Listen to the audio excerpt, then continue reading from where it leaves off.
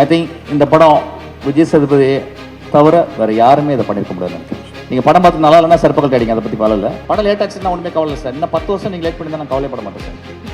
ஏன்னா எனக்கு தெரியும், I know that you love this film.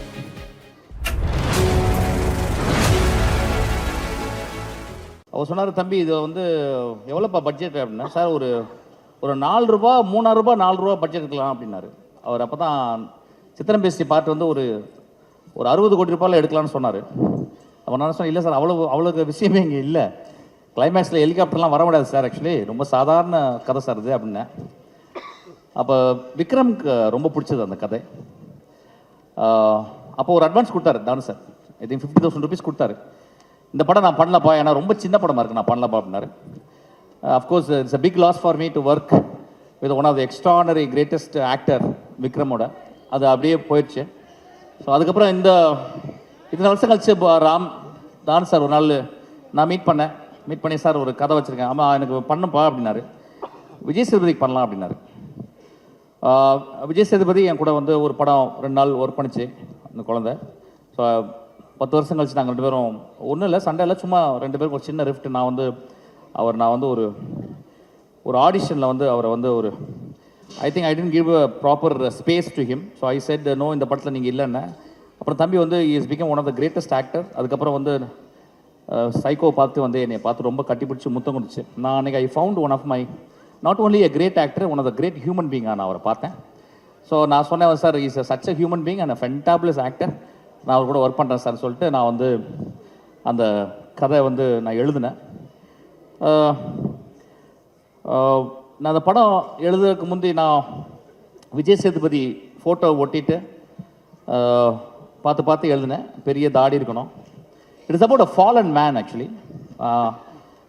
ஒரு வாழ்க்கையில் அர்த்தம் இல்லை அப்படின்னு முடிஞ்சு போச்சுன்னு நினச்சிக்கிருக்க ஒரு கதாபாத்திரம். என்னதான் ஒரு ரைட்டர் எழுதினாலும், என்னதான் ஒரு ப்ரொடியூசர் காசு போட்டு, என்னதான் எல்லா டெக்னீஷியன்ஸும் ஒர்க் பண்ணாலும், அதை ஃப்ரண்ட்டில் அதை ப்ரெசன்ட் பண்ண போகிற ஒரு பர்சனாலிட்டி தான் ஆக்டர். ஐ திங்க் இந்த படம் விஜய் சேதுபதியை தவிர வேறு யாருமே இதை பண்ணியிருக்க முடியாதுன்னு நினைக்கிறேன். அது எப்படி சொல்லலாம்னா, அவனுக்கு ஒரு அப்போ கமல் சார் பண்ணியிருக்க முடியாதா? கமல் சார் பண்ணியிருக்க முடியாது. அப்போ வேற யாராவது பெரிய ஆக்டர் அமீர் கான் பண்ண முடியாதா? அமீர் கான் பண்ண முடியாது. ஏன்னா when something is written for one person and the person comes inside, I think Vijay Sethupathi வந்து ஒரு பெரிய எரிமலை மாதிரி ஆக்சுவலி. There are places. நான் இப்போ திரும்பி அந்த படம் பார்க்கும்போது, இந்த படம் வந்து நான் நல்லா இருக்க படம்னு சொல்ல வரல, நான் வந்து என் படத்தை பற்றி பெரிய படம்லாம் பேச வரல. I am talking about one great technician. நீங்கள் படம் பார்த்து நல்லா இல்லைன்னா செருப்பக்கல் அடிங்க, அதை பற்றி பல இல்லை. I am talking about one great technician actually. I am not talking about my movie and I will never talk about my movie. என் படம் நல்லா இருந்தால் தான் ஓடணும் அப்படின்றது ரொம்ப தெளிவாக இருக்கும் ஆக்சுவலாக. But the extraordinary performance by Vijay Sethupathi, selfless performance, I will never forget. நான் லைஃப்பில் வந்து ஒரு பெரிய ஒரு லாரன்ஸ் ஒலிவியே அல்லது வந்து ஒரு மிஃபுனே அது ஒரு சோய்மின் சிக் அவங்களெலாம் ஒர்க் பண்ண முடியல. But I work with Vijay Sethupathi. அப்போ நான் யோசிச்சு பார்த்தேன், ஒரு கலைஞன், ஒரு ஆக்டர்னா என்ன அப்படின்னா ஸ்பான்டானிட்டி. உடனடியாக ஒரு இதயத்துலேருந்து ஒன்று வரும், அதுதான் ஃபஸ்ட்டு டேக். நான் அந்த படத்தில் வந்து விஜய் சேதுபதிக்கு ஐ திங்க் 2 டேக் கூட போகல, எந்த ஷாட்டுமே நான் 2 டேக் போகல, ஒரே டேக் தான். எக்ஸ்பிளைன் பண்ணுவோம், ஸ்பேஸ் கொடுப்பேன், தம்பி வந்து நிற்கும், கிரகிச்சிக்கும், அப்படியே நிற்கும். நான் கேமராவில் சொல்லுவேன், எனக்கு வந்து நான் பிளாக் பண்ண மாட்டேன். Because I think Fauziya was so grace enough to give me a chance to be a second unit cameraman actually. So நான் கேப்சர் பண்ணும்போது நான் ஆக்டர்கிட்ட இன்ஸ்ட்ரக்ஷனே கொடுக்க மாட்டேன். நான் சொல்லுவேன், நீங்கள் ஒன்று பண்ணுங்கள், நான் ரிகர்சலும் பண்ண மாட்டேன். ஏன்னா அந்த ஸ்பேஸ் எனக்கு சின்ன ஸ்பேஸு. அது ஒரு ட்ரெயினை நீங்கள் டிஃபைன் பண்ணால் 24 இன்ச்சு தான் actually.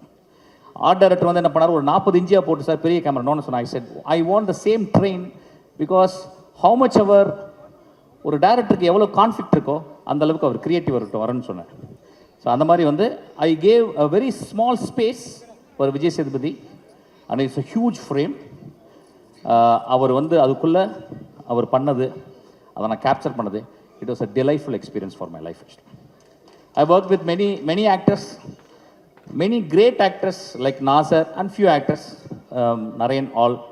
But I would rate, I would say that in my life, I have done one of the extraordinary experience of being a part of Vijay Sethupathis. ஒரு நான் அந்த க்ரூவில் நான் வந்து அவருக்கு வந்து இன்ஸ்ட்ரக்ஷன் கொடுத்துருக்கேன். I am very proud of that Vijay Sethupathi. Thank you so much. Thank you. And Thanu sir, ரொம்ப நன்றி சார். படம் லேட் ஆச்சுன்னா ஒன்றுமே கவலை இல்லை சார். இன்னும் 10 வருஷம் நீங்கள் லேட் பண்ணியிருந்தா நான் கவலைப்பட மாட்டேன் சார். ஏன்னா எனக்கு தெரியும், I know that you love this film, love better than me what I love this film. நீங்கள் ரொம்ப அந்த நேசிச்சிங்க. தெர் ஆர் மெனி ரீசன்ஸ் இருக்குது. நான் வந்து அந்தளவுக்கு மெச்சூரிட்டி ஆகிட்டேன். ஒரு ப்ரொடியூசர் வந்து லேட் ஆச்சுன்னா அதுக்கு நிச்சயமாக காரணம் இருக்கும். அது நிறைய காரணம் இந்த படத்தில் இருந்துச்சு. இப்போ பிசாஸ் ப்ரொடியூசர் இங்கே உட்காந்துருக்காரு.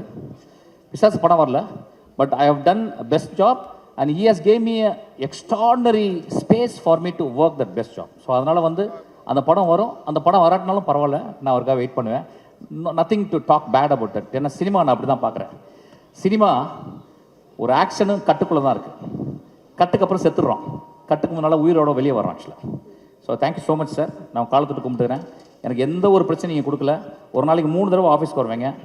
உங்களை மாதிரி ஒரு ரொம்ப வருஷத்துக்கு அப்புறம் இளையராஜா மாதிரி ஒரு பெரிய சுறுசுறுப்பான ஒரு மனிதரை பார்க்குறேன். You are big inspiration for me sir. Thank you so much.